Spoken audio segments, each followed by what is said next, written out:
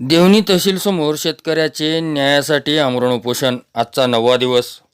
गुरंढोरं व लेकराबाळांसह गेली 9 दिवस झाले देवणी तालुक्यातील आंबेगाव येथील शेतकरी मधुकर एकनाथ काटमपल्ले हे न्याय मागणीसाठी तहसील कार्यालयासमोर आमरण उपोषण करीत आहेत. उपोषणकर्ते शेतकरी व त्यांच्या पत्नीच्या नावे मोजा आंबेगाव येथील सर्वे नंबर गट नंबर 20/2 मध्ये 3 हेक्टर 18 क्षेत्रात ऊस लागवड केली आहे. दिनांक 21/12/2025 रोजी त्यांच्या शेजारील शेतकऱ्यांनी बेकायदेशीररित्या जमिनीत प्रवेश करून आम्ही स्वतःच्या शेतात मशागतीने वाढवलेल्या ऊसाची तोड करून विक्री केल्याचे उपोषणकर्ते शेतकरी व कुटुंबाकडून सांगण्यात येत आहे. याविषयी अन्यायग्रस्त शेतकरी कुटुंबाने देवणी पोलीस स्टेशन, तहसील, उपविभागीय पोलीस निलंगा, पोलीस अधीक्षक लातूर यांच्याकडे रीतसर तक्रारीही दिली असल्याचे ते सांगत आहेत. तरीही न्याय न मिळाल्याने शेतकरी मधुकर काटमपल्ले, त्यांची पत्नी, मुलगा नरसिंग काटमपल्ले, बालिका मारुती कोंबडे आदींसह शेतकरी यांची नात, नातू व गुरंढोरं आदींचा दिनांक 11 फेब्रुवारी 2026 पासून देवणी तहसीलसमोर उपोषण सुरू आहे. याला आज शिवजयंतीच्या दिवशी 9वा दिवस उजळला आहे. शिवजयंतीच्या दिवशीही आम्हाला न्याय मिळत नसल्याची खंत त्यांनी यावेळी बोलून दाखवली. समोरील व्यक्ती हा राजकीय पक्षाचा भाजपाचा मोठा पदाधिकारी असल्याने देवणीतील प्रशासन आम्हाला न्याय देत नसल्याचा आरोपही उपोषणकर्ते शेतकरी कुटुंबाकडून यावेळी करण्यात आला आहे. मी नरसिंग मधुकर काटमपल्ले, गाव आंबेगाव, तालुका देवणी. माझे वडिलोपार्जित जमीन सर नंबर 20/2. माझे आईच्या नावे 1 जमीन आहे, वडिलाच्या नावे 1 जमीन आहे. त्या जमिनीमध्ये आम्ही स्वतः मेहनतीने पिकवलेला किंवा खट केलेला ऊस हनुमान खडसे कारखाना आणि जागृती कारखाना तळेगाव यांनी आमच्या बिगर संमतीविना उत्तर बाजूकडील शेतकरी राजकुमार सोपान पाटे आणि त्यांचे संबंधित सिद्धेश्वर नरसिंह माने आणि गावगुंडाच्या संगनमताने आमच्या जमिनीमध्ये बेकायदेशीररित्या प्रवेश करून कारखाना ऊसपुरवठा केलेला आहे. त्या अनुषंगाने आम्ही माननीय पोलीस निरीक्षक साहेबाकडे दिनांक 22/12/25 रोजी अर्ज दिला आहे. तसेच तहसीलदार साहेबाकडे, माननीय तालुका दंडाधिकारी तहसीलदार साहेबाकडे सुद्धा 22/12/25 अर्ज दिला आहे. त्या अनुषंगाने कुठल्याच पद्धतीची आतापर्यंत कारवाई झालेली नाही. म्हणून आम्ही आतापर्यंत कारवाई होईल, न्याय मिळेल ह्या भावनेनं जरा दीर्घाई केली. त्या दीर्घाईचा फायदा घेऊन संबंधित अधिकाऱ्यांनी कुठल्याही पद्धतीचं परिपत्रक किंवा कुठला आदेश आम्हाला दिलेला नाही. आमची एकच मागणी आहे की बाबा ऊस नंबर 19मधला तुटलेला आहे, की 19/2 मधला तुटलेला आहे, की 20/2 मधला तुटलेला आहे. याची शहानिशा करून जागमुख्यावर जाऊन स्थळ पाणी अहवाल करावा. स्थळ पाणी करून सनी शिल्लक कुठला आणि तुटला कुठला आहे अशा पद्धतीने आम्हाला पंचनामा करून अहवाल द्यावा. हो, आणि ज्या लोकांनी आमचा ऊस चोरून नेलेला आहे त्या लोकांवर कायदेशीररित्या जे गुन्हा दाखल करता येतात तो गुन्हा दाखल करावा. आणि त्याच पद्धतीनं त्याच शेतकऱ्यांनी दुसऱ्या सरनंबरमधील माझी जमीन सरनंबर 12मध्ये ऊस खडी असताना त्या ऊसाला आमच्या समक्ष व आमच्या काही लोकांच्या साक्षीदार समक्ष ऊसाला जाळसुद्धा लावलेलं आहे. त्या अनुषंगानं सुद्धा मी माननीय पोलीस निरीक्षक साहेबाकडे दिनांक 9/1/26 अर्ज केला आहे. त्या अर्जाची सुद्धा कुठलीही कारवाई झालेली नाही. परत आज माझा उपोषणाचा 10वा दिवस आहे. 10व्या दिवसाच्या काळामध्ये कुठलेही अधिकारी आमच्याकडे आलेले नाहीत किंवा कुठल्या चर्चा वगैरे काही केलेल्या नाहीत. जे बी काही चर्चा करतात ते आमच्या निर्णयाच्या विरुद्ध चर्चा करतात. हो, आणि तुम्ही जे आहात तर कसं आहे, हो, त्यांचा रजिस्ट्रीचा 10/73 आहे आणि फेर 74 आहे. त्याप्रमाणे त्यांच्या रजिस्ट्रीमध्ये अशी नमूद केलेली आहे की सर नंबर 19च्या बाजूला मोजे इंदिरागावची शिवा अशी नमूद केलेली आहे. त्या एका चतुर्सीमीच्या चुकीच्या आधारे त्यांनी आमच्या जमिनीमध्ये प्रवेश करून आमच्या जमिनीतला ऊस चोरून नेलेला आहे म्हणण्यापेक्षा याची पूर्वकल्पना आम्ही साहेबाला दिली होती. दिल्यानंतर घटनास्थळी तलाठी साहेब आले, घटनास्थळी माननीय गायकवाड साहेब आले, शोके सय्यद साहेब आले, हो, आणि लांबतुरे साहेबसुद्धा आले. त्यांना आम्ही सांगितले की साहेब सर नंबर आमचा आहे, वडलोपार्जित जमीन आमची आहे आणि ऊस आम्ही लागवड केलेली आहे. आणि हे लोक सुरुवातीला सुद्धा हनुमान खानसरावर दिला होता आणि हे जे ऊस चाललं ते जागृती कारखाना चाललेला आहे. तर हे तुमच्या समोर ऊस तोडायला लोक मागं पुढे बघत नाहीत. तर तुमच्या माघारी काय आमच्या हालत असेल तर साहेब तात्काळ तुम्ही ऊस थांबवू शकता, तुम्हाला थांबवण्याचा अधिकार आहे. तर साहेबांनी सांगितले की महसूल विभागाचा विषय आणि घर खात्याचा विषय असल्यामुळं त्याच्यामध्ये आम्ही दखल घेऊ शकत नाही. तुम्हाला जे बी काय न्याय मागायचे आहे ते आता सध्या निवडणुकीचा काळ आहे. आचारसंहिता लागू आहे. आचारसंहिता लागू असल्यामुळे आम्ही तुम्हाला प्रतिबंधकात्मक कारवाई केली आहे. ते सर नंबर कुणाचा असेल का असेल त्याच्याविषयी आमचा काही देणे घेणे नाही. तोपर्यंत तुम्ही तुमची जमीन जरी असली तर त्या जमिनीमध्ये तुम्ही प्रवेश करू शकणार नाही. अशा पद्धतीचं आमच्यावर प्रतिबंधकात्मक कारवाई केली आहे आणि 126 प्रमाणेसुद्धा आमच्यावर गुन्हा दाखल केला आहे आणि ते मान्य तालुका दंडाधिकारी त्याच्यावर हे केलेली आहे, कारवाई केलेली आहे आमच्यावर आणि आरोपीवर कसल्याही पैसा गुन्हा दाखल केला नाही.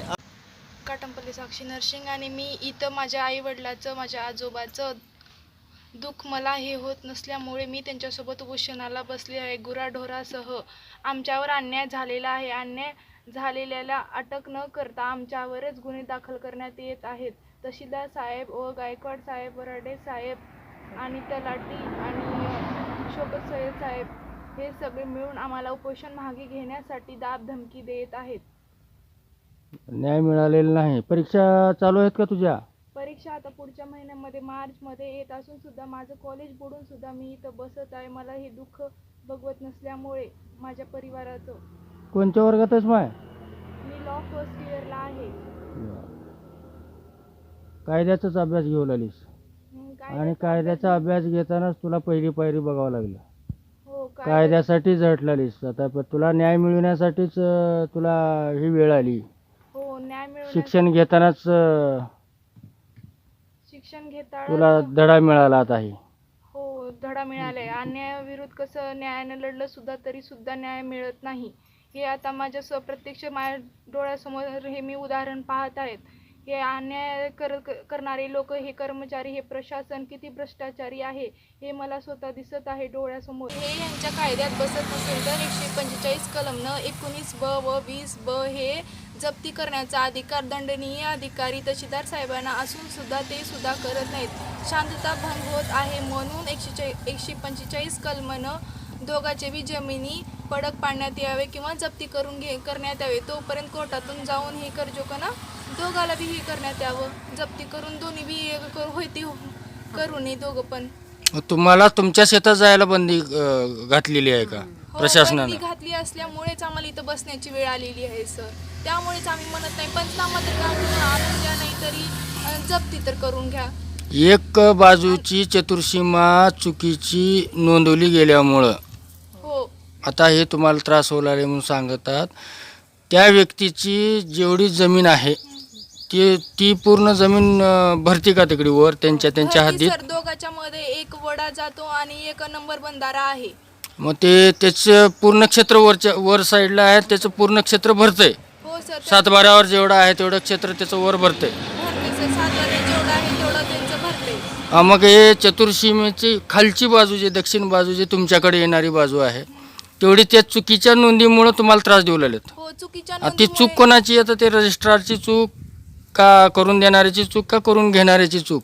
रजिस्ट्री करणाऱ्याची चूक, मालकाची चूक, घेणारे आणि देणारे मालकाची चूक. मग त्याच्यामध्ये आमचा दोष काय सर? आमच्यावर अन्याय का बरं उलाले? आम्हाला न्याय मिळून द्या ज्या प्रकारे तुम्हाला न्याय देता येईल.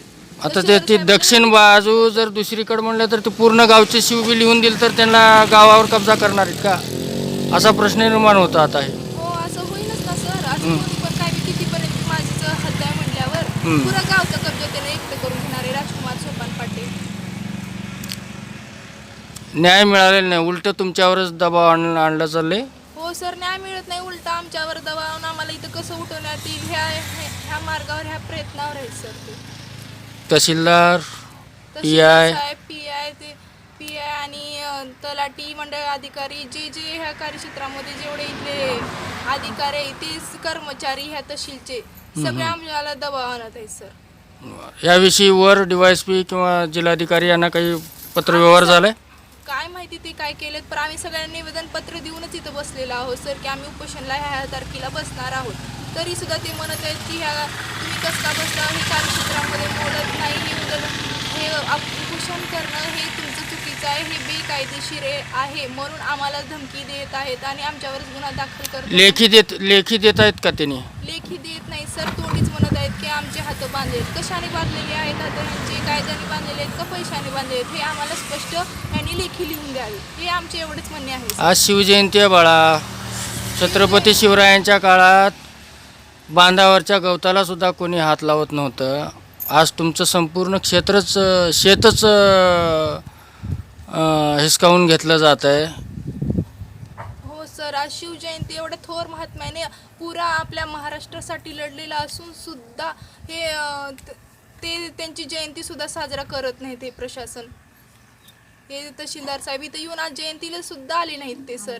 येऊन आम्हाला हे आतापर्यंत आज 9वा दिवस असून सुद्धा आम्हाला आतापर्यंत कोणीच भेटले नाही ना, आमची चौकशी केली नाही, काही विचारपूस केली नाही ना, आमच्या मागण्या काही ते सुद्धा विचारले नाहीत सर. हे आम्ही यांच्या कार्यक्षेत्रात येऊन बसले, यांचं एवढं तर प्रशासनाचं तर एवढं तर हे असायला पाहिजे का नाही, कशासाठी येऊन बसलेत का नाही, ह्यांना काय न्याय द्यायचं, कशासाठी बसलेत हे माणसं येऊन बघण्याचं एवढं सुद्धा ह्यांच्याकडे हे नाही कसं. मनीषा मारुती कोंबडे, मधुकर एकनाथ काटक यांची एक छोटी मुलगी. मी 2015 पासून शेती करते वडिलांची, आणि त्या शेतामध्ये मी स्वतः ऊस लावली होती 20/2 मध्ये. तिथे 21/12/2025 रोजी हलगरा इथले साहेबांनी ऊस घेऊन गेले असल्याबद्दल मी गायकवाड साहेबाला स्वतः भेटले.